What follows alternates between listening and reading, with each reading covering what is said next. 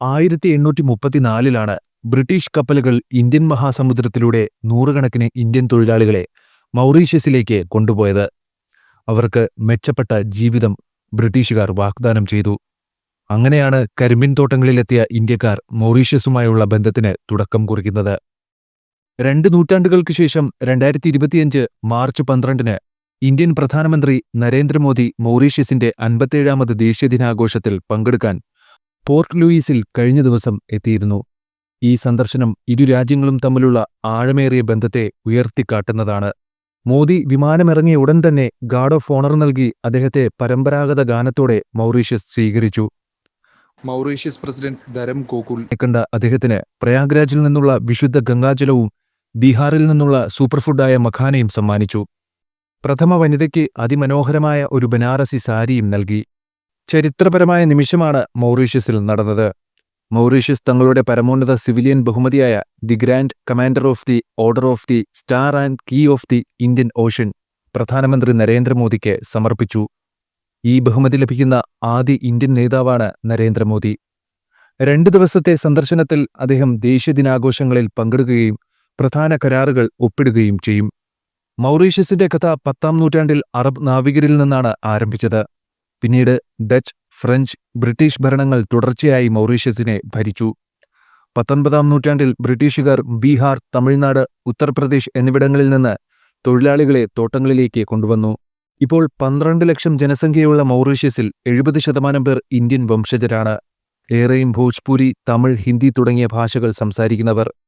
Holy, Tamil പുതുവർഷം, ദീപാവലി, തൈപ്പൂസം തുടങ്ങിയ ഭാരതീയ ആഘോഷങ്ങൾ അവിടത്തെയും ദേശീയ ആഘോഷങ്ങളാണ്. മൗറീഷ്യസ് 2 കുടുംബങ്ങളാൽ ഭരിക്കപ്പെടുന്നുവെന്ന ആശയം ജുഗ്നോട്ട്, റാങ്കൂലം കുടുംബങ്ങളുടെ രാഷ്ട്രീയ സ്വാധീനത്തെയാണ് സൂചിപ്പിക്കുന്നത്. 1968-ലെ സ്വാതന്ത്ര്യത്തിന് ശേഷം ഈ കുടുംബങ്ങൾ പ്രധാനമന്ത്രി സ്ഥാനത്ത് ആധിപത്യം സ്ഥാപിച്ചു. ഇത് വെറുമൊരു രാജവാഴ്ചയല്ല, മറിച്ച് കുടുംബങ്ങളിൽ നിന്നുള്ള പ്രമുഖർ തുടർച്ചയായി നേതൃത്വം വഹിച്ചതിന്റെ പ്രതിഫലനമാണ്. രാഷ്ട്രപിതാവെന്നറിയപ്പെടുന്ന സിവുസാഗർ റാങ്കൂലം 1968 മുതൽ 1982 വരെ ആദ്യ പ്രധാനമന്ത്രിയായിരുന്നു. അദ്ദേഹത്തിന്റെ മകൻ നവീൻ റാങ്കൂലം 1995 മുതൽ 2000 വരെയും 2005-2014 കാലഘട്ടങ്ങളിലും നേതൃത്വം വഹിച്ചു. 2024 തെരഞ്ഞെടുപ്പിന് ശേഷം വീണ്ടും അദ്ദേഹം തന്നെ അധികാരത്തിലെത്തി. മറുവശത്ത് അനിരുദ്ധ് ജുഗ്നോട്ട് 1982-ഉം 1995, 2000 മുതൽ 2003, 2014 മുതൽ 2017 കാലങ്ങളിൽ പ്രധാനമന്ത്രിയായിരുന്നു. പിന്നീട് മകൻ പ്രവിന്ദ് ജുഗ്നോട്ടിനു വേണ്ടി 2017-ൽ സ്ഥാനമൊഴിഞ്ഞു. പ്രവിന്ദ് 2024 വരെ തുടർന്നു. 2003 മുതൽ 2005 കാലത്ത് കുടുംബത്തിൽ നിന്നും പുറത്തുള്ള പോൾ ബറഞ്ചർ 2 വർഷം നേതൃത്വം വഹിച്ചതൊഴിച്ചാൽ ഈ കുടുംബങ്ങൾ എല്ലാ കാലവും അധികാരത്തിലുണ്ടായിരുന്നു. മൗറീഷ്യസിന്റെ ബഹുകക്ഷി ജനാധിപത്യത്തിൽ ലേബർ പാർട്ടി അല്ലെങ്കിൽ മിലിറ്റന്റ് സോഷ്യലിസ്റ്റ് മൂവ്മെന്റ് ജുഗ്നോട്ടുകളുമായി ബന്ധപ്പെട്ട് നയിക്കുന്ന സഖ്യങ്ങൾ തെരഞ്ഞെടുപ്പുകളിൽ വിജയിച്ചിരുന്നു. സ്വാതന്ത്ര്യത്തിന് ശേഷമുള്ള 13 തെരഞ്ഞെടുപ്പുകളിൽ ലേബർ പാർട്ടി 5-ഉം MSM 6 തവണ വിജയിച്ചു. MMM 2 തവണ വിജയിച്ചെങ്കിലും സഖ്യങ്ങൾ പലപ്പോഴും പഴയ പേരുനാമങ്ങളെ തിരികെ കൊണ്ടുവന്നു. 12 ലക്ഷം ജനസംഖ്യയിൽ 48% വരുന്ന ഹിന്ദു ഭൂരിപക്ഷം 19-ാം നൂറ്റാണ്ടിൽ എത്തിയ ഇന്ത്യൻ കുടിയേറ്റക്കാരുടെ പിൻതലമുറ ഈ കുടുംബങ്ങളുടെ സ്വാധീനത്തിന് അടിത്തറയാണ്. വിമർശകർ ഇതിനെ ഒരു വംശീയ ആധിപത്യമായിട്ടാണ് കാണുന്നത്. രാഷ്ട്രീയം തന്ത്രപരമായ സഖ്യങ്ങളിലൂടെയും പാരമ്പര്യ വോട്ടർ പിന്തുണയിലൂടെയും മാറ്റമില്ലാതെ തുടരുകയാണ്. മൗറീഷ്യസ് ഔപചാരികമായി 2 കുടുംബങ്ങളാൽ ഭരിക്കപ്പെടുന്നില്ലെങ്കിലും ജുഗ്നോട്ടുകളും റാങ്കൂലങ്ങളും തെരഞ്ഞെടുപ്പ് വിജയത്തിലൂടെയും ചരിത്രപരമായ പാരമ്പര്യത്തിലൂടെയും രാഷ്ട്രീയത്തെ രൂപപ്പെടുത്തിയിട്ടുണ്ട്. 1968-ൽ മൗറീഷ്യസ് സ്വതന്ത്രമായപ്പോൾ ഇന്ത്യയുമായുള്ള ബന്ധം ശക്തമായി.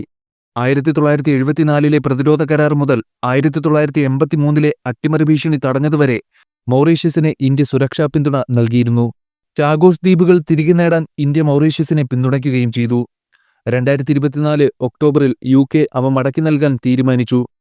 ഇന്ത്യൻ മഹാസമുദ്രത്തിലെ തന്ത്രപ്രധാന സ്ഥാനം കണക്കിലെടുത്ത് ഇന്ത്യ അകലേഖ ദ്വീപുകളിൽ എയർ സ്ട്രിപ്പ് പോലുള്ള പദ്ധതികൾ നടപ്പാക്കി. ഇത് ചൈനയുടെ വർദ്ധിക്കുന്ന സ്വാധീനത്തെ ചെറുക്കാനും കൂടിയായിരുന്നു. സാമ്പത്തികമായി മൗറീഷ്യസ് ഇന്ത്യയിലേക്ക് വൻ നിക്ഷേപമാണ് നൽകിയിരുന്നത്.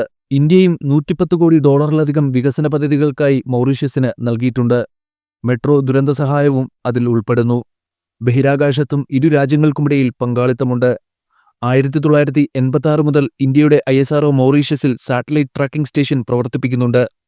പ്രതിരോധം, സുരക്ഷ, സാമ്പത്തിക ശാസ്ത്രം, ബഹിരാകാശം, സാംസ്കാരികം, വിദ്യാഭ്യാസം തുടങ്ങിയ മേഖലകളിൽ ദീർഘകാലത്തെ ബന്ധമാണ് ഇന്ത്യക്കും മൗറീഷ്യസിനുമുള്ളത്.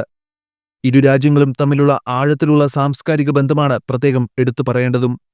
കൂടാതെ വർഷങ്ങളായി വിവിധ സഹകരണ സംരംഭങ്ങളിലൂടെ വളർത്തിയെടുത്ത ശക്തമായ ബന്ധമാണ് ഇരു രാജ്യങ്ങളും പങ്കിടുന്നത്.